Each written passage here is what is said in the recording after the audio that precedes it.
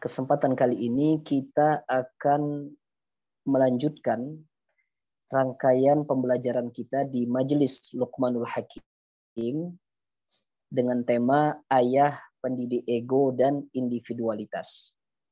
Perkenalkan sebelumnya, ana akhukum Agus Padilla Sandi dari Akil Balik Community. Alhamdulillah bersama kita juga ada Ustadz Nur Rahmanto ya kali ini, Masya Allah. Dan juga tentunya para ayah maupun bunda seluruh yang hadir pada kesempatan yang berbahagia kali ini. Baik, ketika kita membahas ayah sebagai pendidik ego dan individualitas, tentu ada 3 kata kunci ya yang kita harus pahami bersama. Dan memang mendefinisikan sesuatu itu menjadi hal yang sangat penting dalam kehidupan kita. Dalam banyak kesempatan, kadangkala karena kita tidak mampu mendefinisikan sesuatu dengan baik, akhirnya kita pun salah dalam menyikapinya. Maka mendefinisikan sesuatu itu menjadi sangat penting ya dalam kehidupan kita ini. Misalnya sekarang kita perhatikan gitu ya, ketika ada kata meja. Mungkin banyak orang tahu meja, tapi tidak semuanya berhasil memberikan definisi yang baik tentang meja. Akhirnya banyak yang duduk di atas meja. Nah, ini sebagai contoh. Nah, maka dari itu pembahasan kita yang besar kali ini, kita juga harus memulainya dengan mendefinisikannya secara benar.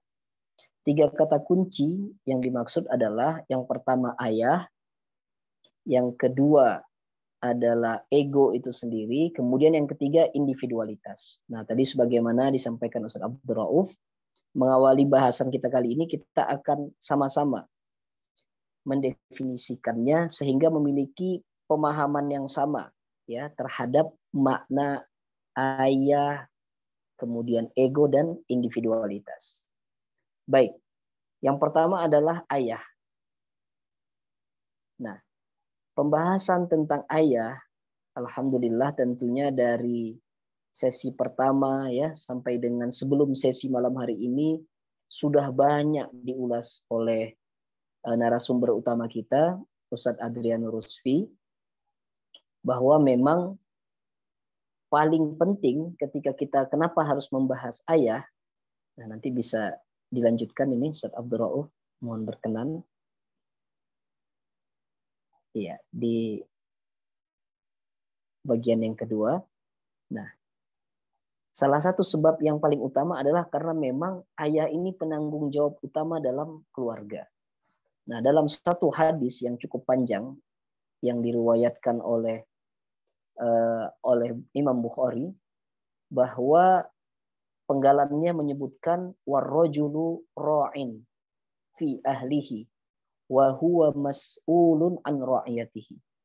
Seorang lelaki juga pemelihara dalam keluarganya. Ia akan dimintai pertanggungjawaban mengenai apa yang menjadi tanggung jawab pemeliharaannya.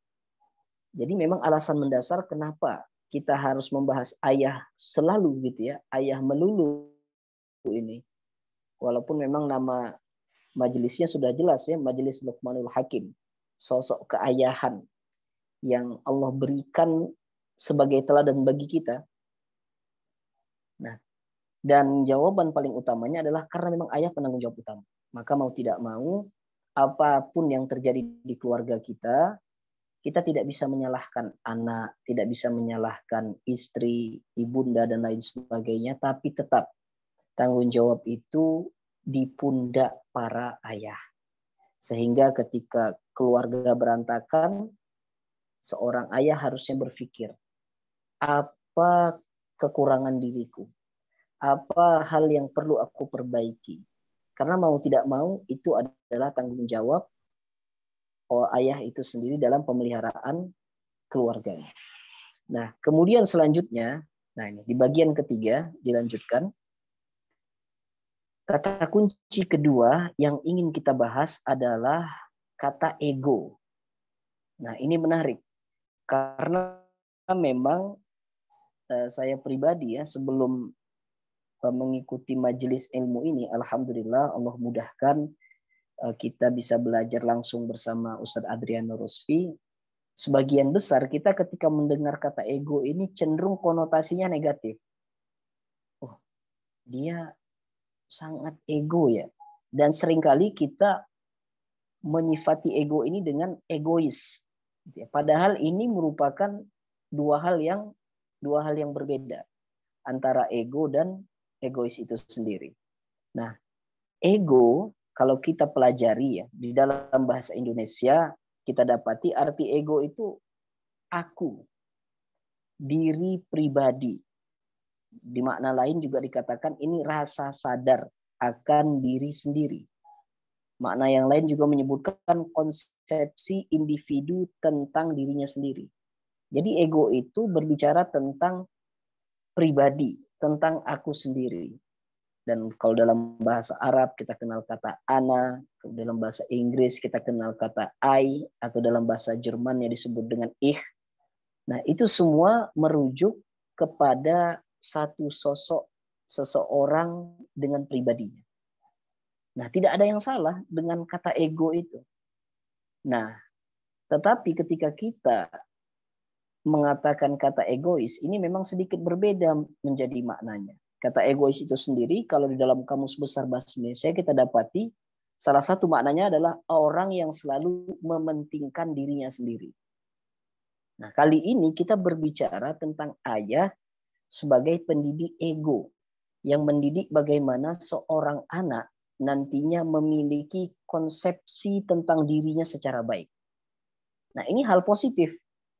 Nah, begitu ya. Jadi mulai dari sekarang, baik kami maupun kita semua yang ada di majelis ini memiliki pemahaman yang sama bahwa kata ego ini merupakan konsepsi diri. Dan ini merupakan sesuatu yang baik, ya, tidak ada salah dengan itu. Nah, selanjutnya kata kunci ketiga yang kita sama-sama akan memahaminya yaitu kata individualitas. Nah, kata individualitas. Individualitas itu sendiri bermakna keadaan atau sifat khusus sebagai individu. Nah, tadi kalau ego berbicara tentang dirinya, kemudian individualitas ini keadaannya, sifat khususnya. Kalau dalam bahasa Arab itu kita kenal dengan khosois, karakteristik, apa-apa yang melengkapi gitu ya, melengkapi diri seseorang.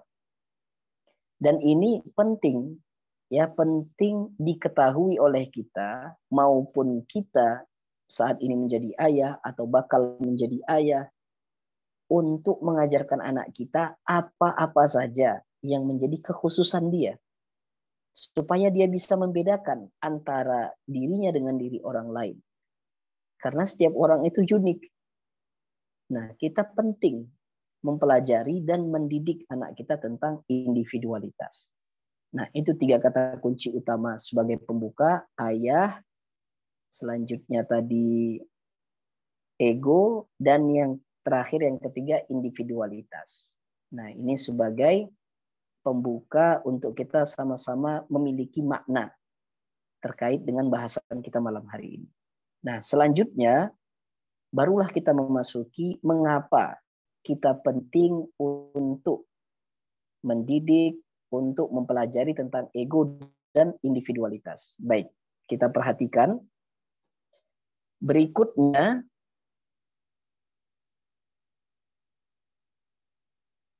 nah, karena mau tidak mau, selama ini mungkin kita sering ya mendapatkan ajaran, kemudian penekanan dari orang-orang sekitar kita, kamu itu harus menyesuaikan dengan yang lain, mau bagaimanapun kita adalah makhluk sosial, begitu ya. Tetapi harus yang kita juga ingat bahwa sebelum menjadi makhluk sosial, kita pada awalnya bermula dan kelak akan berakhir sebagai sosok, sebagai makhluk individu. Ketika kita terlahir, sesungguhnya kita membawa diri kita sebagai sosok individu sendiri. Bahkan kelak kita akan berpulang ke rahmatullah, akan dihisab semuanya sendiri. Dalam Al-Quran, Allah Azza wa Jalla berfirman dalam surah Maryam ayat 95 dikatakan, difirmankan oleh Allah, wa kulluhum atihi yaumal qiyamati farda. Dan tiap-tiap mereka, para manusia, akan datang ke hadapan Allah, akan datang kepada Allah pada hari kiamat nanti dengan sendiri-sendiri. Nah, ini menjadi penguat bagi diri kita bahwa kita tidak hanya penting mempelajari bagaimana manusia sebagai makhluk sosial, tapi lebih penting dari itu, setiap orang, kita, anak-anak kita harus sadar, kita ini juga merupakan makhluk individu. Kita berawal dalam keadaan sendiri, dan kelak kita akan berpulang kepada Allah, zat yang menciptakan kita juga dalam keadaan sendiri. Sehingga belajar tentang ego, belajar tentang individualitas, sesungguhnya kita sedang mempelajari hakikat keberadaan kita. Hakikat keberadaan kita sejak kita terlahir sampai kelak kita menghadap kepada Allah Jalla Jalaluhu. Nah, ini letak pentingnya. Kenapa kita harus mempelajari ego dan individualitas? Karena di samping kita memahami hakikat keberadaan kita, juga harus difahami.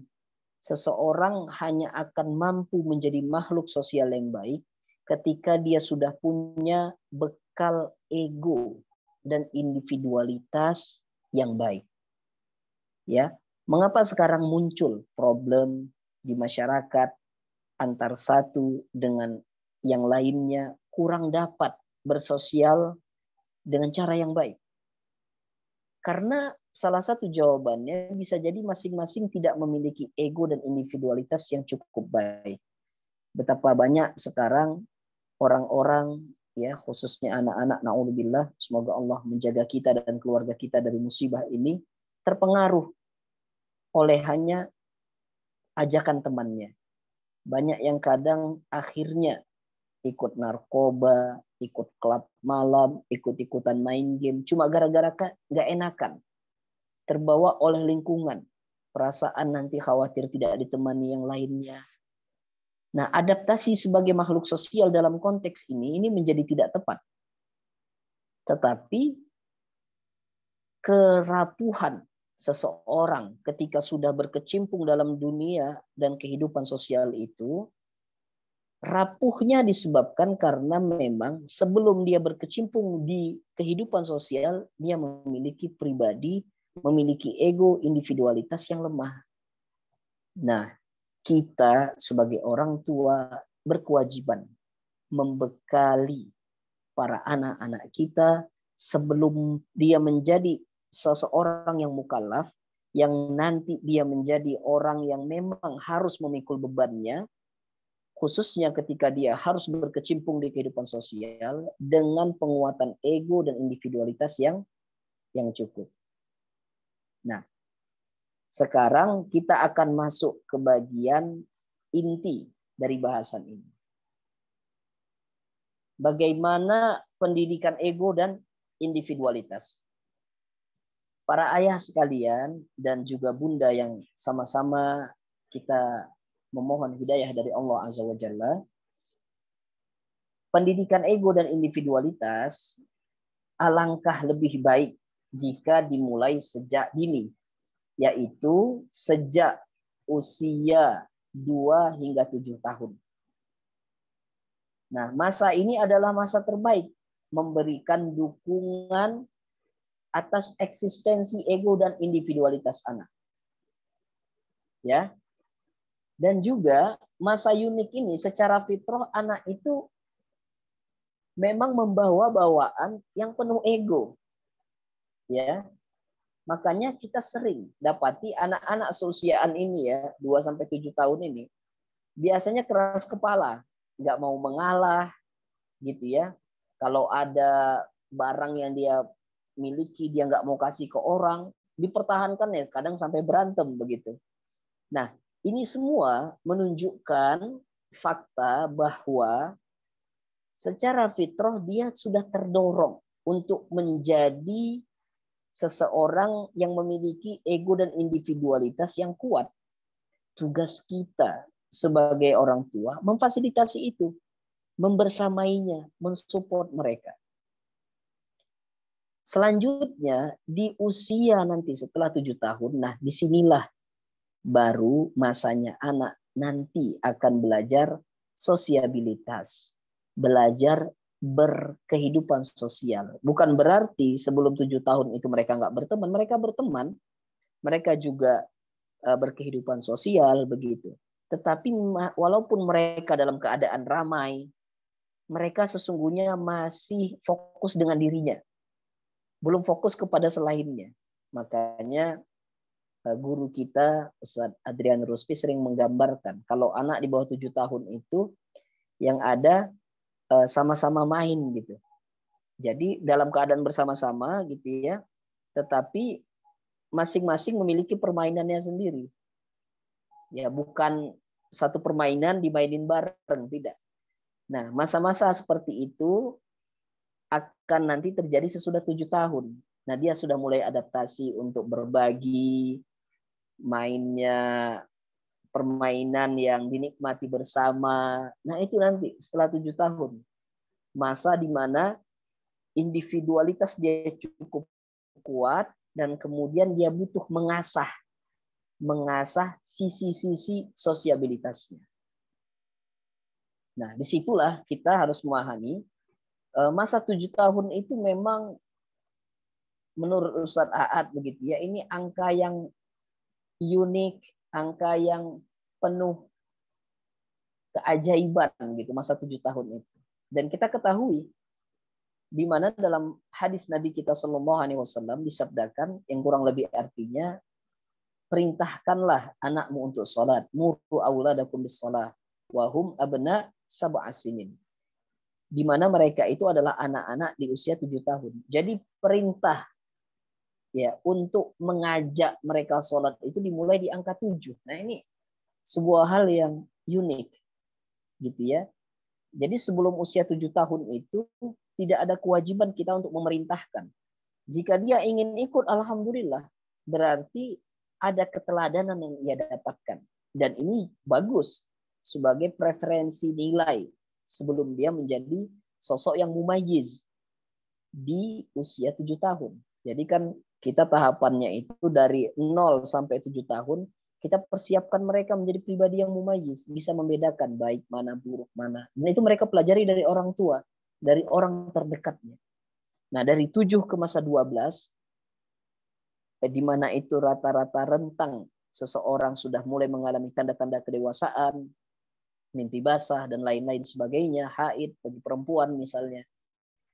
Nah, dari rentang 7 ke 12 itulah kita persiapkan sisi-sisi di mana dia sudah mulai beradaptasi dengan lingkungan sosialnya. Perintah sholat itu tidak hanya sekedar ibadah pribadi, tidak. Tetapi itu juga ada unsur ibadah membangun ukhuwah, di mana kita ikut berjamaah. Dalam sebuah hadis dikatakan, man wasala soffan wasalahullah. Barang siapa yang menyatukan sof, salat berjamaah, Allah akan menyatukan hati mereka, akan menguatkan ukhuwah mereka. Ini sudah ada dimensi-dimensi sosiabilitas. Dan itu mulai 7 tahun. Nah, ini Masya Allah betapa banyak ibrah yang kita fahami. Dan memang saya selalu teringat pesan gurunda kita, Ustaz Adrian Rusfi, dalam pendidikan anak ini tidak perlu terburu-buru. Semua ada masanya. Nggak perlu dikebut-kebut. Bersabarlah. Nikmati tahap demi tahapnya. Karena setiap tahap itu sesungguhnya ada pelajaran yang sangat besar. Kadangkala bisa jadi sebelum 7 tahun anak sudah memiliki nilai lebih dalam hal ini, hal itu. Tapi yakinlah sesungguhnya ada juga hal kekurangan yang butuh kita tambal, yang butuh kita upaya melengkapinya. Jadi dalam pendidikan anak itu tidak ada istilah lebih cepat lebih baik, tidak. Semua ada waktunya, bersabar membersamai pendidikan anak. Khususnya dalam hal ini ego dan individualitas. Maka garis merahnya yang perlu kita pahami di rentang 2-7 tahun ini adalah masa emas untuk kita mendidik ego dan individualitas anak. Bagaimana cara mendidiknya? Nah, ini kita akan sampaikan di slide berikutnya. Yang pertama, untuk masa prakondisi. Nah, ini para ayah, bunda sekalian yang dirahmati oleh Allah. Kalau kita dengan iman saja ya, menjalani syariat dalam agama ini, maka kita akan dapati sesungguhnya syariat itu pasti membawa kepada kebaikan. Kita perhatikan, ternyata syariat-syariat dalam khususnya ya menyambut buah hati itu ada banyak pendidikan ego dan individualitas. Yang pertama, salah satu sunnah ketika anak lahir, seorang ayah, lagi-lagi ayah ini, disunahkan untuk mengumandangkan azan bagi anak. Sesungguhnya ini pembelajaran ego, pembelajaran konsepsi diri yang sangat-sangat awal. Ya, yang sangat awal. Mengapa demikian? Karena ketika kita mengumandangkan azan, kita resapi setiap maknanya. Mulai dari Allahu Akbar, yang maknanya Allah Maha Besar. Kita mengisyaratkan, mendidik anak bahwa sesungguhnya kelahiran Ananda di muka bumi ini berasal dari anugerah Allah yang Maha Besar.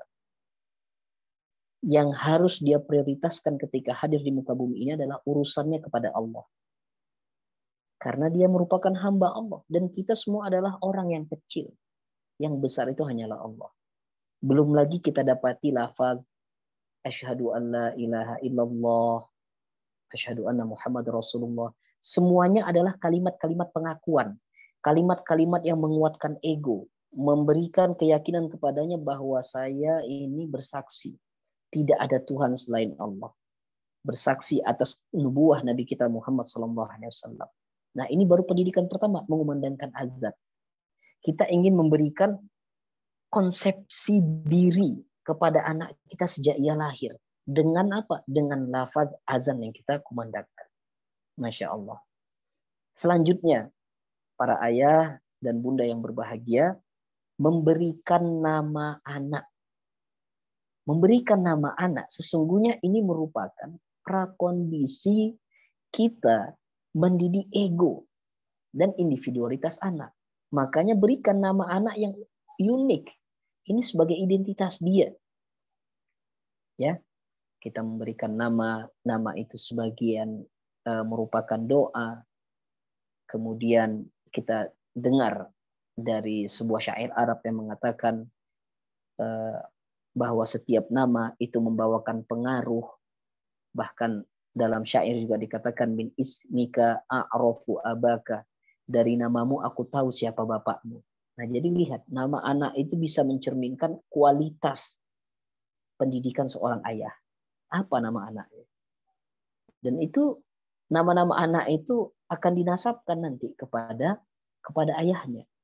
Jadi memberikan nama anak itu merupakan pendidikan ego. Nah, selanjutnya, Masya Allah, ayah dan bunda sekalian, melaksanakan akikah anak. Anak laki-laki 2 kambing, anak perempuan 1. Syariat ini luar biasa. Salah satu hikmahnya kita sedang memberikan harga diri kepada anak. Kita sedang menguatkan egonya. Dalam sebuah hadis dikatakan, yang artinya bahwa setiap anak itu terlahir dalam keadaan yang tergadai. Nah, apa penebus gadainya ini? Yaitu akikah. Menyembelih kambing itu. Ibadah akikah itu. Maka salah seorang ulama memfatwakan, seandainya bisa berhutang untuk melaksanakan akikah, maka lakukanlah. Karena memang yang namanya gadai itu kan harus segera ditebus. Kita misalnya menggadaikan sebuah barang di tempat tertentu. Kita kan akan terdorong untuk segera menebusnya. Mana ada berlama-lama. gadai karangnya kan. Semuanya ingin segera menebusnya. Dan begitu juga anak, akan pulih. Harga dirinya akan meningkat ketika ayahnya telah melaksanakan akikah untuk anaknya. Ini pemulihan harga diri. Masya Allah. Selanjutnya, kita juga mulai untuk menghargai individualitasnya.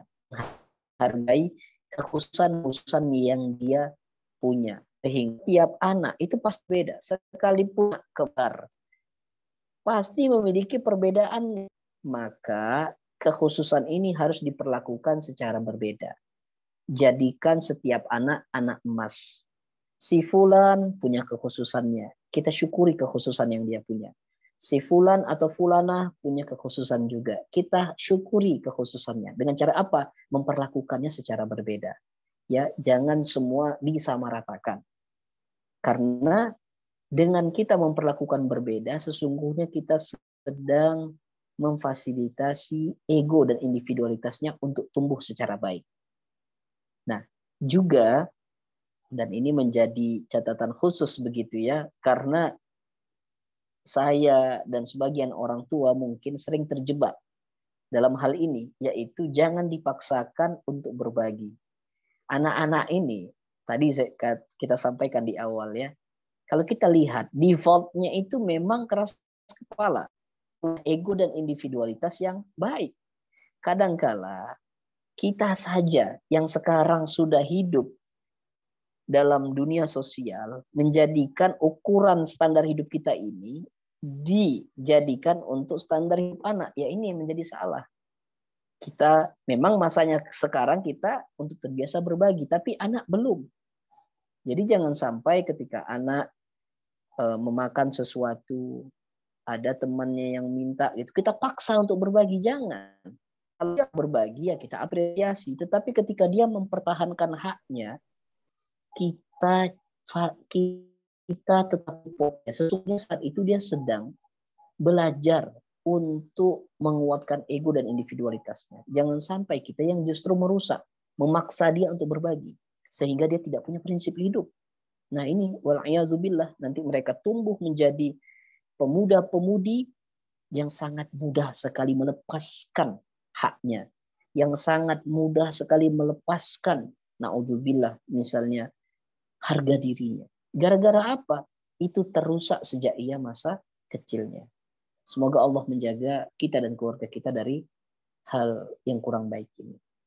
Nah, selanjutnya termasuk cara untuk mendidik ego dan individualitas. Nah, ini bagian akhir ya dari yang ingin kita sampaikan. Nanti untuk selanjutnya kita berdiskusi bareng ya, mencari hikmah secara bersama, adalah dalam bentuk praktiknya kita bisa memulai dengan memberikan panggilan kesayangan untuk anak-anak kita. Ini Masya Allah. Kita punya 2 anak, setiap anak punya keunikan, sehingga kita pun bisa memberikan panggilan kesayangan secara istimewa kepada masing-masingnya. Dan juga misalnya memberikan pakaian sesuai karakter. Begitu. Tidak harus serta-merta diseragamkan. Jika mungkin yang satu lebih suka warna pink, yang satu suka warna biru, ya, selagi itu tidak mengganggu dan tidak melanggar syariat, tidak ada masalah. Difasilitasi saja. Nah, termasuk yang penting, berikan mereka kesadaran. Kesadaran apa? Akan hak milik. Nah, ini luar biasa.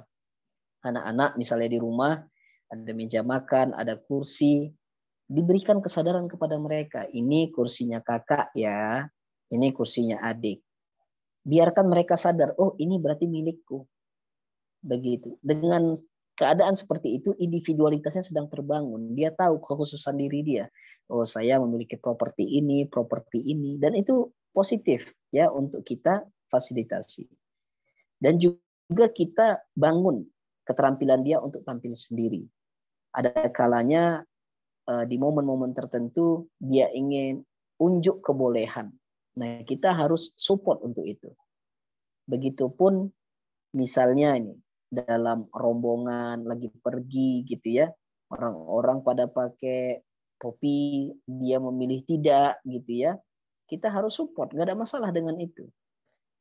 Dukung mereka, bangun keberanian mereka untuk tampil beda. Jangan sampai kita menakut-nakuti dengan mengatakan, itu loh yang lain pakai topi, masa adik enggak? Ini kata-kata seperti ini berbahaya, membuat dia akhirnya tidak punya kekuatan diri. Oh, berarti saya harus sama kayak yang lain ya, harus pakai topi ya. Nah, bahayanya jika itu sudah tertanam sejak dia kecil, dia akan selalu menyesuaikan dengan orang lain. Padahal tidak selalu kebanyakan itu, tidak selalu mayoritas itu selalu membawa kepada kebaikan. Nah, begitu. Dan juga kita harus didik anak kita untuk menguatkan ego, menguatkan individualitasnya, untuk berani berkata tidak. Kalau ada hal-hal yang tidak baik, kita ajarkan, ya. Kita support, kita dukung dia untuk berani mengatakan tidak. Misalnya nih ada barang yang bukan miliknya, kemudian bisa jadi nih dalam satu hal dia bermain dengan temannya, atau misalnya begini, dia punya barang sendiri begitu ya, dan dipaksa sebut gitu oleh temannya. Nah, kita harus sampaikan, ini punya adik, ini punya kakak gitu. Kalau memang dia tidak mau meminjamkan, dia berani untuk berkata tidak, itu nggak ada masalah. Kita dukung dia, kakak benar kok gitu ya, adik benar. Nah, ketika dia berkata tidak, itu sebenarnya ekspresi dari dia untuk mempertahankan haknya, menguatkan egonya, menghargai individualitas. Nah, insya Allah. Dan juga kita beri ruang. Nah, ini khususnya para ayah gitu ya. Mungkin ibunda sudah capek seharian mengerjakan kegiatan di rumah, hal-hal teknis, maka ayah berikan kesempatan anak untuk ya berekspresi. Inilah pentingnya dialog. Sesekali ditanya ini bagaimana hari ini yang sudah dijalani oleh Ananda, biarkan dia bercerita, kita dengarkan. Sebenarnya momen seperti itu kita sedang memberikan ruang ekspresi dirinya. Dia menunjukkan ego dan individualitasnya. Nah, ini ajang ekspresi.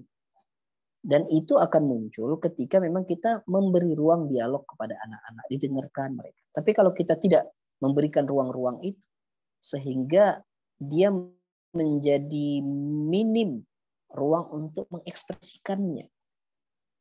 Nah, begitu ayah bunda, ini merupakan bahasan pokok ya, bahasan pokok ketika kita membahas ayah sebagai pendidik ego dan individualitas. Di mana kita mengetahui sejak awal anak ini sebelum menjadi pribadi yang mualaf nantinya, salah satu bekal yang mereka harus dikuatkan dan yang berperan ini adalah ayah, yaitu ego dan individualitasnya. Masya Allah, semoga kita mendapatkan manfaat.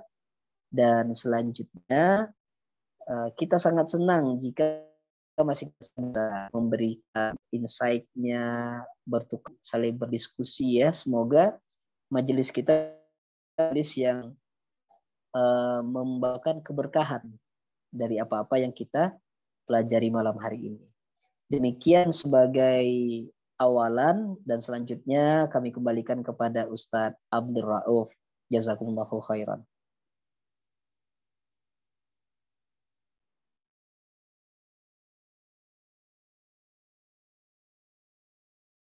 Bismillah, ya alhamdulillah tadi sudah Ustadz Agus sampaikan. Masya Allah, ini menarik materinya karena tentang kualitas mendidik anak itu ya dari umur golden age-nya ya 2-7 tahun.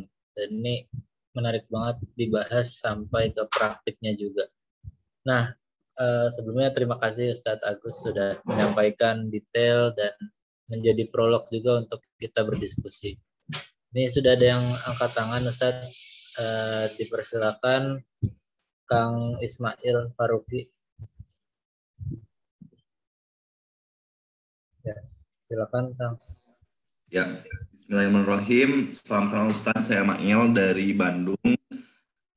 Yang saya ingin tanyakan adalah gimana caranya orang tua untuk memperbaiki anak yang sudah rusak. Ini kayak nggak rusak ya, apa ya, terlambat untuk kayak kita baru tahu ternyata ada materi pendidikan ego dan individualitas dan anak tersebut memang sudah remaja dan dewasa muda gitu.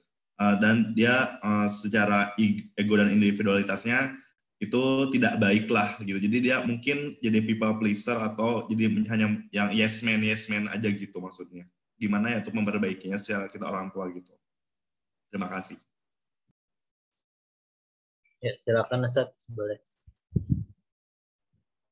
Iya, terima kasih Bapak Ismail ya dari Bandung, Masya Allah.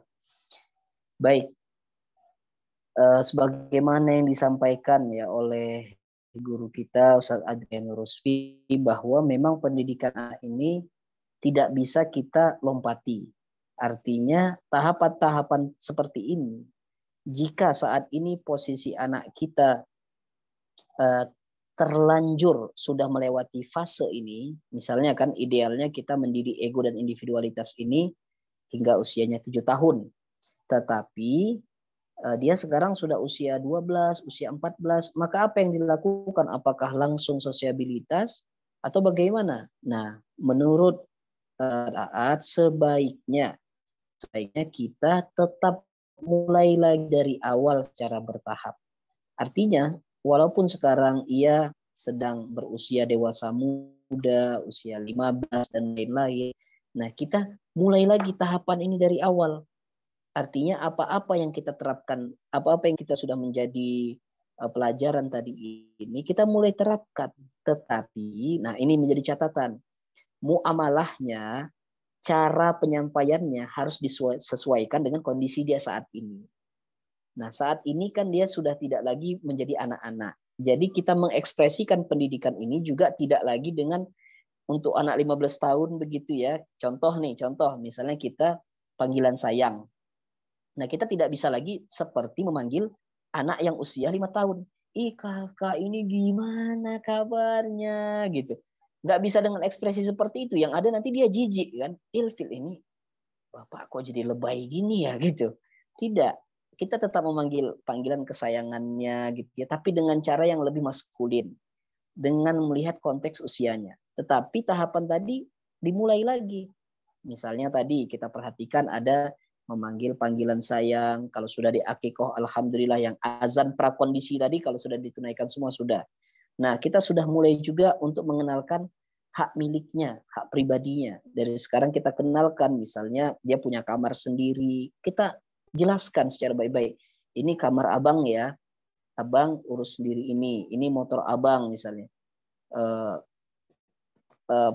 Ayah atau abi membantu nih adanya motor ini. Tapi karena abang yang pakai, jadi bensinnya, minyaknya abang yang urus ya. Nah, misal begitu. Mengajari mereka tentang tadi propertinya. Terus apalagi termasuk juga misalnya kita beri mereka kesempatan untuk tampil beda. Apalagi sekarang mereka sudah di masa-masa yang berpikirnya sudah matang. Jadi ketika membeli baju begitu ya, kita berikan ruang untuk mereka memilih sendiri misalnya. Kadang-kadang nih ya di masa lebaran khususnya nih ayah bunda. Kemarin kita perhatikan kalau lagi lebaran ya apalagi suasana pandemi begini. Nah itu kan banyak yang mengekspresikan selamat lebaran ya. Dengan cara geraknya sama, pakaiannya juga dituntut sama gitu ya. Bisa jadi nggak semua anak itu apalagi anak yang sudah mulai dewasa berpikir nyaman dengan keseragaman seperti ini. Nah, harusnya jika kita ingin memulihkan egonya, memberikan individualitasnya supaya tumbuh dengan baik, maka kita beri kesempatan. Bisa jadi ketika lebaran, misalnya dia pingin baju yang sedikit berbeda, tidak apa-apa. Yang penting kehadiran kita secara bersama. Tetapi properti, barang-barangnya, dia bisa nih, ya sudah mulai menyadari ini kepemilikannya. Jadi yang pertama tadi secara tahapan tetap dimulai. Apa-apa yang bisa kita lakukan di tahapannya tadi di awal, Tetapi catatan yang kedua, cara memberlakukannya harus disesuaikan dengan konteks usianya sekarang. Imam Ali bin Abi Thalib mengatakan rahimahullah bahwa kalau anak itu ya sudah di usia 7 ke atas gitu ya, maka dia harus diperlakukan sebagai apa? Sebagai teman. Ya, sebagai teman. Rentang waktu 12 ke atas nih, 12 ke atas. Jadi kalau 0 sampai 7 tahun nih masa awal, maka cara kita memperlakukan anak itu harus sebagai raja. Apa maksudnya? Maksudnya apapun yang dia mau kita fasilitasi. Namanya raja, kita menjadi pelayan. Posisinya kita pelayan, dia raja. Tapi kalau udah usia anak 7 sampai 12, nah ini masa-masa terbaik kita menanamkan karakter. Nah, maka posisinya kata Ali bin Abi Thalib, perlakukanlah ia sebagai budak tawanan. Apa budak tawanan? Berarti kita selaku rajanya, dia selaku orang yang tertawan, yang kita memang sudah siap untuk memberikan, menginstal semua pendidikan di usia 7 sampai 12. Nah, tapi kalau sudah 12 ke atas, maka cara memperlakukan terbaik komunikasi kepada mereka adalah perlakukan mereka sebagai teman. Perlakukan mereka sebagai teman. Nah, ini dua catatan dalam hal kita ingin mendidik ego dan individualitas kepada anak yang kadung sudah terlanjur berusia dewasa muda. Demikian mungkin ya dari Ustaz Nur Rahmanto atau Ustaz Abdurrauf mau menambahkan, kami persilahkan. Jazakumullah khairan. Alhamdulillah. Syukran Ustaz. Baik. Pertanyaannya juga menarik ya, karena kadang suka bahasanya kalau anak muda zaman sekarang tuh ya itu mah nggak diajarin, ke skip gitu kan. Iya. Nah ini mungkin ada yang ingin bertanya lagi tentang pendidikan ego pada anak dan individualitas, boleh?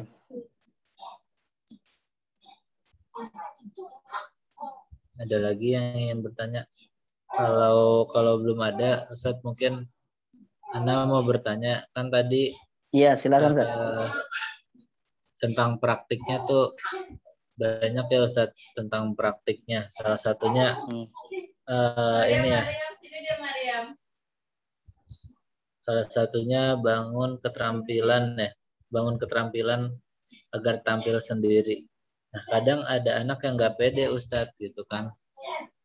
Terutama kalau saya ngajar di sekolah, ya kadang ada anak yang emang dari bawaannya tuh nggak pede. Nah itu bagaimana Ustadz biar dia berani untuk tampil sendiri? Kan kalau kemarin saat ajarinnya dengan cinta gitu kan, untuk menumbuhkan keimanan. Tapi kalau untuk melatih individualitasnya dia itu cara terbaiknya bagaimana Ustadz? Afwan Abdurrauf tadi yang tentang cinta tadi gimana? Membangun dengan cinta terkait apa? Ya, kalau Ustadz Aad kan menyampaikan kalau cara mendidik iman terbaik itu dengan cinta. Nah, kalau mendidik ego dan individualitas anak, cara terbaiknya dengan apa Ustadz? Ada rumusnya nggak Ustadz? Masya Allah, baik. Alhamdulillah ya. Nanti mudah-mudahan di sesi diskusi ya bisa dilengkapi dan disempurnakan oleh guru kita Ustaz Aad. Nah, terkait dengan berani tampil sendiri, memang mau tidak mau ya anak itu dia kan sosok orang yang memang sejak awal ya sekalipun dia memiliki ego, memiliki individualitas, tetapi untuk keberaniannya ini kan butuh dipupuk. Nah, cara untuk mengembangkan, memupuk ini mau tidak mau harus dibersamai oleh orang tuanya. Harus dibersamai oleh orang tuanya. Semisal tadi Ustaz Abdurrauf misalnya seorang guru gitu ya. Kadangkala nih menjadi penting ketika kita mengajar, sesekali ini mengajak anak. Sehingga anak itu mendapatkan atmosfer, oh begini ya. Kalau ayahku mengajar, abiku mengajar. Saya teringat salah seorang gubernur saat ini di satu daerah, ia menceritakan masa kecilnya bahwa ia yang sekarang menjadi pribadi yang kita lihat, pribadi yang tenang, kemudian mampu berbicara di depan publik secara bijak, begitu. Ternyata masa kecilnya beliau bercerita dalam sebuah seminar, dulu ketika saya kecil katanya, saya itu sering diajak ayah saya menghadiri upacara, di mana ayahnya ini menjadi komandan upacara. Itu kan berarti berdiri di hadapan banyaknya siswa, banyaknya petugas. Tetapi namanya anak itu kan nyempil terus sama ayah. Jadi dia sejak kecil tanpa sadar sudah terdidik berdiri di hadapan banyak orang, melihat banyak ragam wajah orang. Ternyata pendidikan itu sangat berkesan baginya. Dan saat itu dia masih kecil, ya, masih anak usia 4-5 tahun. Nah, jadi keberanian itu memang harus dibersamai oleh orang tuanya. Tidak bisa memang kita sejak awal untuk menanamkan ego ini suruh udah kamu ke sana, kamu ke sana. Tidak, kan kita harus membersamai dahulu. Nah, berani itu lawan katanya kan takut. Ya kan? Nah, lawan kata berani itu takut. Nah, sekarang kalau kita renungkan, kita definisikan apa sih makna dari takut? Kenapa sih seseorang takut? Yuk, misalnya nih, Ustaz Abdul Rauf dan ayah bunda lainnya, kita mikir ya. Kenapa misalnya orang ketika kita dulu kecil ini takut disuruh pergi sendirian ke tempat yang jauh? Kalau kita renung-renungi, ternyata salah satu penyebab kita takut karena kita diminta ke tempat yang kita belum pernah ke sana. Begitu ya. Berarti poinnya adalah takut itu seringkali muncul karena memang kita kurang pengetahuan tentangnya. Kurang pengalaman atasnya.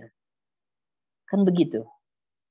Nah, kekurangan ilmu itulah yang membuat orang takut. Kurangnya pengalaman itulah membuat orang takut. Nah, berarti mafhum mukhalafahnya, cara berpikir terbaliknya adalah seseorang akan cenderung lebih berani ketika tercukupi ilmunya, ketika tercukupi pengalamannya. Nah, kita tidak bisa menyuruh anak langsung tampil di depan ribuan orang kalau dia tidak dibekali dengan pengalaman yang cukup. Dengan itu, apa salah satu contoh pengalamannya? Itu tadi, kita ajak dia bareng sama kita. Termasuk nih ketika kita pergi ke pasar ngajak anak, itu pendidikan. Dia akhirnya belajar, oh begini ya, berada di keramaian. Nah, misalnya begitu. Nah, kita sebenarnya sedang memberikan pelajaran pengalaman. Sehingga dengan pengalaman ini, dia menjadi orang yang berani. Nah, kalau memberikan pengetahuan dengan cara apa? Dengan cara penjelasan. Misalnya nih ketika kita tampil di depan begitu ya, kita jelaskan kepada anak bahwa sesungguhnya ini orang-orang yang berkumpul di sini semuanya orang-orang baik. Misalnya ayah atau abi ingin menyampaikan pesan kepada mereka, kita berikan pemahaman sehingga dia memiliki gambaran yang positif ketika berada di keramaian. Sesungguhnya ini dia sedang berhadapan dengan orang-orang baik. Pemahamannya cukup, pengalamannya disertai. Nah, itu membuat seseorang jauh lebih berani. Nah, kekurangan akan pengalaman, kekurangan akan pengetahuan sering membuat seseorang menjadi pribadi yang takut. Nah, tadi tidak berani tampil. Nah, begitu kurang lebih Ustaz Abdul Rauf. Dipersilahkan kalau yang lain ingin memberikan pandangan, pengalamannya, dipersilahkan. Syukran. Baik, ya, silakan teman-teman. Ayah bunda, jika ada yang diceritakan terkait pengalaman mungkin ya, yang sudah punya anak atau punya saudara atau keponakan atau lihat studi kasus, ya silakan untuk ditanyakan maupun sharing. Ada yang ingin sharing atau bertanya, silakan.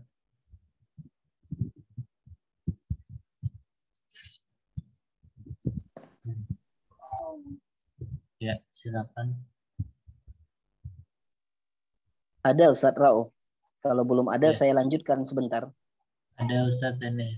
Alhamdulillah, silakan. Assalamualaikum warahmatullahi wabarakatuh. Waalaikumsalam. Ustaz atas penjelasannya. Saya mungkin ada studi kasus gitu ya. Ini terkait yang saya lihat di di masyarakat atau di komunitas gitu.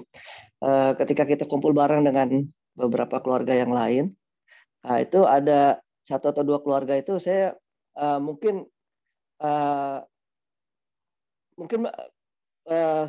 arahan dari orang tuanya itu sebetulnya mungkin memang ingin memberikan pendidikan seperti individualitas ini ya.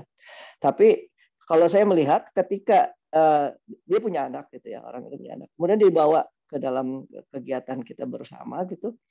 Nah, si anak ini ketika anak ini cenderung untuk anaknya masih kecil ya, mungkin di bawah 7 tahun. Ketika dia menyerang anak yang lain, kemudian dia menyakiti anak yang lain, orang atau mungkin mengganggu kegiatan, bukan hanya mengganggu kegiatan ya, ada dua hal. Pertama, satu mengganggu kegiatan, mungkin itu masih tolerable lah ya. Tapi ketika dia sampai menyerang anak yang lain, ini si orang tua tuh pura-pura tidak tahu gitu, atau dibiarkan saja gitu. Seolah-olah seperti, oh ya biarkan aja, kayak anak kecil berkelahi dengan anak-anak yang lain misalnya. Padahal si anaknya ini cenderung menyerang anak yang lebih lemah gitu. Nah ini ketika kita melihat kondisi keluarga yang seperti ini, apakah memang seperti itu efek dari yang diharapkan dari ketika seorang itu memberikan pendidikan individualitas kepada si anaknya. Bahkan ketika ada keluarga yang lain yang lebih ekstrim lagi, ketika si anaknya itu menyerang anak yang lain, orang tua ini cenderung membela si anak tersebut gitu. Padahal penyerangannya itu sampai cukup fatal gitu. Nah, bagaimana mungkin efeknya ini? Maksudnya dari sisi, kalau dilihat dari sisi pendidikan individualitas dan ego anak saat ini. Terima kasih Ustaz. Baik. Alhamdulillah ya, kita belajar dari hal nyata yang tidak sedikit itu terjadi di tengah-tengah kita. Jazakumullah khairan ya Ustaz Yusuf. Baik. Nah, dalam konteks seperti itu, tadi pertanyaannya apakah itu yang dimaksudkan? Maka bukan demikian. Sebenarnya mendidik ego dan individualitas itu kita mengharapkan buahnya anak menjadi pribadi yang dapat mempertahankan dirinya, mempertahankan haknya. Nah, itu yang terpenting. Jadi sifatnya adalah menjadi pribadi yang kuat, bukan justru menyerang orang lain. Nah, ini sudah konteks yang berbeda. Nah, jadi anak ketika mempertahankan dirinya, mempertahankan haknya, maka orang tua harus dukung. Tetapi kalau sudah dalam konteks anaknya menyerang orang lain, nah, maka orang tua tidak bisa tinggal diam. Orang tua harus turun mengajarkan bahwa perbuatan itu tidak baik. Karena ketika kita membiarkan anak terus-menerus menyerang orang lain, apalagi membuat kerusakan begitu ya, maka khawatirnya itu akan menjadi preferensi nilai bagi dia bahwa ini merupakan hal yang sah-sah saja. Orang tua saya membolehkan begitu. Padahal di masa-masa rentang anak ini, mereka itu kan sedang mengumpulkan nilai. Mereka itu belum bisa membedakan mana baik dan buruk. Mereka hanya akan bisa menyimpulkan kalau yang diperbolehkan orang tua seolah membiarkan, berarti ini adalah hal baik. Orang tua senantiasa melakukan, ini adalah hal baik.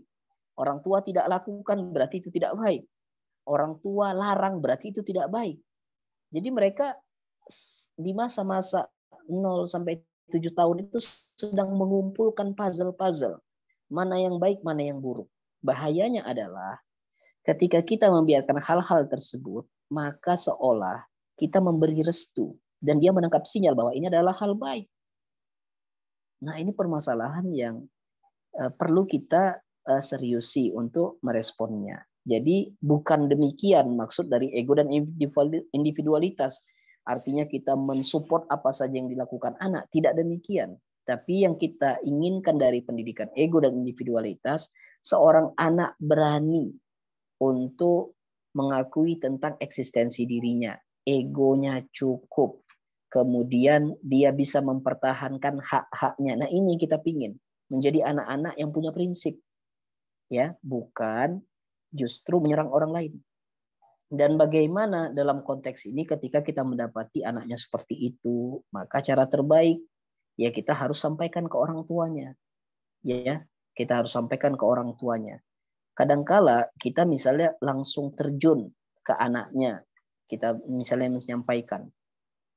Ini tidak menyelesaikan untuk jangka panjang. Kita sebenarnya menyampaikan ke ayahnya itu dalam rangka menghormati bahwa ayahnya lah yang paling berhak untuk menyampaikan ini, untuk mendidik ini kepada anaknya supaya anaknya punya pemahaman.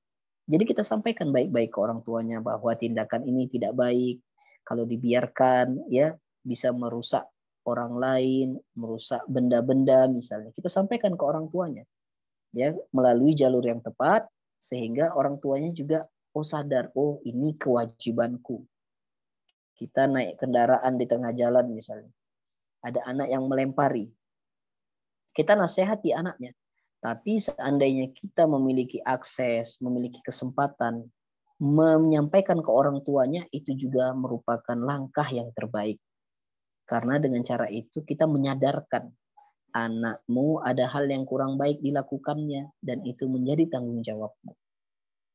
Nah, begitu kurang lebih Ayah Yusuf ya Kurniawan. Jazakumullahu khairan. Jazakallah Ustaz. Baik, afwan.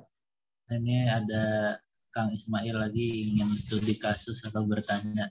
Silakan boleh ditanyakan langsung. Ya, mau nanya lagi Ustaz. Tadi kan Kang Rauf bilang ketika tidak pede, Ustaz udah bilang dibersamai gitu ya. Nah, membahas dengan takut kan sebuah perasaan juga, dan Mail pernah dengar juga takut itu juga memang butuh dalam beriman gitu. Kita takut kepada Allah. Nah, mungkin ini agak keluar konteks ya dari ego dan individualitas, tapi kayak apakah menanamkan rasa takut kepada Allah itu gimana caranya gitu, atau kan kalau takutnya harus takutnya harus tumbuhkan gitu, bukan takut yang harus kita lawan gitu, maksudnya gitu loh Ustaz. Ya gitu Ustaz gitu. Baik, alhamdulillah. Dan memang kita saling bertaut gitu ya dengan materi sebelumnya maupun materi sesudahnya, bahwa ketika kemarin kita membahas tentang keimanan begitu ya, maka ada dimensi di mana kita penuh harap gitu ya, dan juga ada dimensi di mana kita harus ada rasa takut begitu ya, karena memang dengan cara seperti itu kita bisa menyeimbangkan perjalanan hidup kita, menumbuhkan keimanan kita. Nah, yang terpenting adalah ketika kita menanamkan rasa takut itu,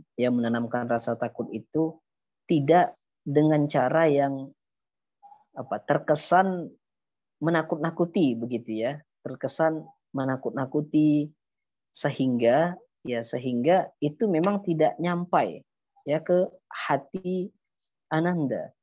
Dalam sebuah perkataan Ibnu Qayyim rahimahullah mengatakan, apa yang disampaikan dari hati itu akan sampai ke hati. Jadi memang untuk anak-anak 0 sampai 7 tahun ini, keteladanan orang tua itu memang menjadi paling penting. Kita misalnya ingin menyampaikan bahwa sholat ini merupakan ibadah yang memang wajib. Selanjutnya bagi laki-laki misalnya diharuskan untuk sholat berjamaah begitu ya.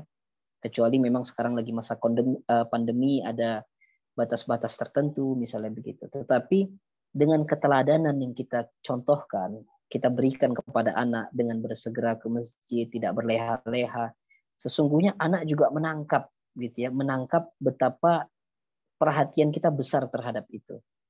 Begitu juga dengan penyampaian kita secara baik-baik ya kepada anak bahwa Allah Azza wa Jalla adalah Zat yang rahim, yang penuh kasih sayang, tetapi juga Allah Azza wa Jalla merupakan Dzu iqabin syadid, yang memiliki siksa yang amat berat. Kapan siksa ini diberikan?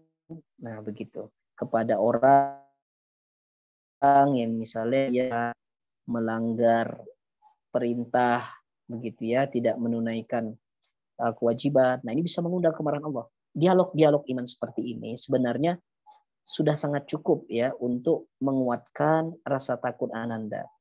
Dan memang kita perlu melatih untuk ketika mendialogkan sesuatu itu memiliki kaitannya dengan Allah Azza wa Jalla. Jadi jangan sampai memutuskan konteks dialog itu hanya sampai kepada kita. Misalnya anak rajin membersihkan perlengkapannya, kamarnya dan lain-lain. Nah, kadangkala kita tanpa sadar menghentikan dialog itu sampai ke kita saja. Contohnya kita bilang begini, wah ini karena rajin ayah kasih hadiah ya, seolah-olah ini posisinya di situ cuma dia dengan ayahnya. Kita bilang misalnya, ya udah rajin nanti ayah beliin ini ya. Nah itu seolah-olah ya cuma antara dia dan ayahnya saja gitu. Padahal kita sebenarnya dialog ini bisa dikaitkan dengan Allah Azza wa Jalla. Misalnya adik yang rajin ya belajarnya ya, yang rajin ya bersih-bersihin ini ya, karena Allah senang orang-orang yang membersihkan. Misalnya begitu. Nah, kita kaitkan semoga ketika Allah senang, Allah memudahkan ayah untuk membantu adik beli ini, beli itu. Semoga dengan puasa yang full bulan ini, Allah ridho, Allah memudahkan rezeki ayah bunda untuk membelikan tas baru. Nah gitu. Jadi ada dialog-dialog yang bisa kita bangun supaya anak sadar sesungguhnya yang paling berkuasa itu Allah Azza wa Jalla. Dalam konteks yang baik. Nah, begitupun dalam konteks untuk membangun rasa takut. Ketika anak berbohong, ya, kita lihat nih gelagatnya berbohong nih begitu ya. Jangan sampai kita putuskan komunikasi itu hanya sampai di kita. Misalnya, kalau begini besok nggak dikasih uang jajan. Nah, itu putus tuh komunikasinya. Jadi dia hanya tahu kalau saya begini orang tua saya nggak ngasih. Udah selesai. Dia bisa jadi mencari sumber-sumber lain. Oke, saya nggak dapat uang jajan dari orang tua. Saya berteman dengan teman saya ngasih uang jajan misalnya. Akhirnya ya sudah selesai itu. Kebutuhan uang jajan sudah terpenuhi, ya sudah. Akhirnya makin kurang respect kepada orang tua. Nah, dialog seperti ini bisa juga kita kaitkan dengan kekuasaan Allah Azza wa Jalla. Misalnya, adik jangan bohong karena Allah Azza wa Jalla misalnya tidak suka kepada orang yang bohong. Orang yang bohong begini-begini dan nanti kalau Allah tidak ridha maka ini menjadikan sebab orang tua bisa berkurang loh sayangnya kepada adik. Nah, dan lain-lain. Nah, itu bisa tuh kita bangun diksi-diksi model dialog yang jangan sampai hanya terputus ke kita. Tetapi kita sertakan Allah supaya anak tahu kekuasaan Allah, supaya anak tahu bahwa Allah yang maha baik, bahwa Allah yang maha juga berat siksaannya. Nah, itu mungkin ya, jadi kita bisa bangun dialog-dialog iman dengan menghubungkan keberadaan kita, anak kita, di bawah kekuasaan Allah Azza wa Jalla. Dan juga yang kedua, kita bangun dengan keteladanan tadi. Keteladanan. Karena bagaimanapun kita dengar itu ya, pepatah atau istilah yang mengatakan satu keteladanan lebih baik ya daripada sekian banyaknya ucapan. Sehingga dia tahu, orang tua saya begini. Ini ekspresi sayang orang tua. Ini ekspresi takut orang tua. Dan dia bisa membaca itu. Kita butuh menampilkan keteladanan. Jazakumullah khairan. Mungkin lanjut pertanyaan selanjutnya Ustaz ya. Ini studi kasus itu. Saya tuh punya teman gitu, beberapa teman yang kadang-kadang mempertanyakan ketuhanan atau keagamaan mereka gitu, kayak mereka agak agnostik atau ateis misalnya. Nah, gimana sih cara kita, mungkin ini bisa juga dalam pendidikan, ayah tuh mendidiknya gimana sih buat sampai mereka tuh tidak sampai seperti itu gitu Ustaz. Soalnya mengkhawatirkan sekali Ustaz, ada juga kasus yang lain misalnya ketika anak disekolahkan dalam pendidikan yang Islam, kemudian ketika sudah mereka bisa memutuskan jalannya masing-masing mereka tuh memutuskan buat pindah ke agama, pindah ke lingkungan misalnya yang Kristen, yang kampusnya Kristen misalnya, jadi SMA, SMP, SD itu Islam semua, tapi kemudian di kampusnya itu memilih yang Kristen karena sudah muak dengan keislaman gitu. Mereka tidak merasa terpenuhi spiritualnya dengan di lingkungan Islam seperti itu. Itu gimana cara mengatasinya ya Ustaz ya? Kadang-kadang bingung juga sih kalau harus gitu. Baik, memang ini ya terkait pendidikan keimanan juga begitu ya. Bagaimana memang selama ini sayangnya sebagian orang, mungkin kita, terjebak mengajarkan agama ini dengan pengajaran rutinitas, dengan pengajaran simbol-simbol, yang sebelumnya belum dibangun atas fondasi tadi kecintaan. Nah, ini menjadi hal yang akhirnya memang melelahkan ketika kita memperkenalkan agama ini dengan kegiatan rutinitas bahwa harus begini, tata tertib begini ya. Memang semua ada masanya. Maka tadi misalnya dalam hal sholat saja, kita tidak perlulah memaksa anak-anak yang masih usia 2 tahun, 3 tahun untuk tetap harus ikut kita ke masjid. Bahkan memerintahkan mereka pun dalam agama kita itu baru 7 tahun loh. Jadi nggak ada masalahnya gitu. Misalnya ketika azan maghrib mereka masih mau main, biarkan main di rumah gitu ya. Kadangkala kita yang orang tua ini tidak sabaran, ingin cepat-cepat anak kita menjadi soleh. Padahal itu ada masanya, ya ada masanya. Dalam sebuah pembahasan sudah saat menyampaikan biar anak-anak itu menyelesaikan masa-masa jahiliyahnya. Karena di masa-masa ini, masa-masa sebelum mereka balik, memang tidak ada catatan dosa mereka. Nah, tidak menghukum mereka. Kenapa kita menghukum mereka? Nah, ini misalnya sebagai contoh betapa kadangkala sebagai orang tua terjebak mengajarkan agama ini dalam bentuk rutinitas yang dikuatkan, yang diperhatikan lebih banyak pada nilai akhlak-akhlak saja. Semangat-semangat untuk menjadikan anaknya penghafal Quran, tapi lupa untuk mengajarkan kepada mereka kecintaan kepada Al-Quran. Tadi sudah disebutkan sebelumnya, bagaimana kita bisa memberikan pemahaman bahwa ini hal yang baik, bahwa ini harus kita cintai, ya mau tidak mau memang dari keteladanan gitu, dari keteladanan orang tuanya. Anak 0 sampai 7 tahun, biarkan mereka menyaksikan orang tuanya mengaji, biarkan. Tidak perlu kita ajak mereka harus segera mengaji, tidak perlu. Tetapi dengan mereka lihat betapa orang tuanya sering mengaji, itu sebagai preferensi nilai. Menunjukkan kepada mereka orang tuaku sering melakukan ini. Berarti ini adalah hal yang baik. Nah, mengajarkan mereka dengan kecintaan itu. Jadi musibah-musibah yang saat ini orang jenuh beragama bisa jadi karena memang selama ini agama diajarkan sebagai hal yang sifatnya rutinitas. Nah, ini memberatkan, ya, tidak dikuatkan pondasinya, tetapi sudah dibahas beban-bebannya. Jadi pondasi belum kuat, tapi yang selalu dibahas adalah beban-bebannya. Ya nggak sanggup, ya nggak sanggup. Nah, itu yang pertama. Kemudian yang kedua dan juga tidak kalah pentingnya adalah kita harus sadar yang namanya orang tua kita memiliki segala keterbatasan. Nah, segala keterbatasan ini mengajarkan kita bahwa jangan sampai kita menuhankan ikhtiar kita, kita mengagung-agungkan kehebatan kita. Nah, ini sebuah musibah juga. Ya, kita belajar ilmu parenting begini jangan sampai kita mengandalkan ilmu ini aja. Tidak. Ini ikhtiar kita. Tetapi kesempurnaan ikhtiar ini akan menjadi optimal ketika kita melakukan apa? Berserah diri kepada Allah Azza wa Jalla, menitipkan anak kita dalam pengawasan dan penjagaan Allah Azza wa Jalla. Ini yang paling penting. Ini yang paling penting. Kadangkala kita baru tersadar, baru tergerak mendoakan anak kita ketika anak kita jauh. Ini baju ayah bunda. Ketika kita dekat dengan anak kita, kita lupa mendoakan. Seolah-olah saat itu kita merasa saya bisa menjaganya, padahal nggak bisa.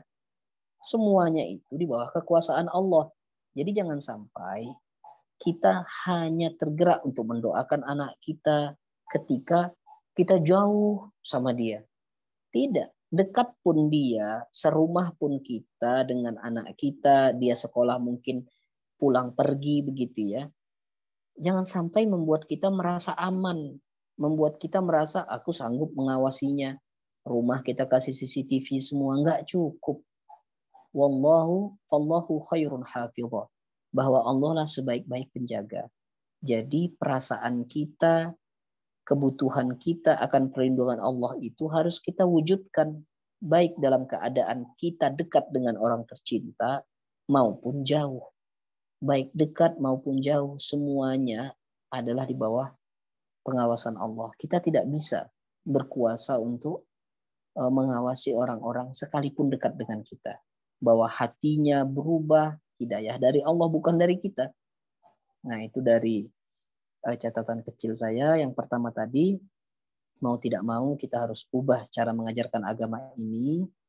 Jangan terlalu diburu-buru ya, tanamkan dengan cinta, kasih sayang, keteladanan. Dan yang kedua tadi adalah kita harus selalu ya menghadirkan perasaan, menghadirkan kebutuhan untuk mendoakan mereka, menitipkan mereka kepada Allah, baik dalam keadaan kita dekat dengan mereka maupun jauh. Karena sesungguhnya kita tidak berkuasa sedikit pun atas orang lain. Wallahu a'lam. Terima kasih. Ya, baik. Ayah bunda maupun calon ayah, jika ada pertanyaan lagi atau yang ingin didiskusikan, mungkin boleh dua penanya lagi, boleh, silakan.